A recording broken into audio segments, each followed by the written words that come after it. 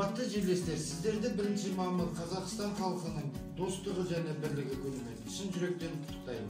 Бул ынтымагы турмусуна арысы, татуулугу бирлигине тынысы, бир тутас элибиздин ортак мейрамы. Олай болса, осунау ортак шапагат пен шаттыктын мерекеси элибизге кык көңүлдөргө кубанч сыйласын. Қазақ халқы өркен жайып, мемлекетіміз молшылыққа, ал әрбір шаңырақ бақыт пен шаттыққа кенелсін. Еліміз аман, жұртымыз тыныш болсын. Ел басынан өтіп жатқан төтенше жағдайға қарамастан, ұлт пен ұлыстар осынау керемет мерекені үйде отбасымызбен бірге атап өтейік. Сіздерді шын жүректен құттықтаймыз!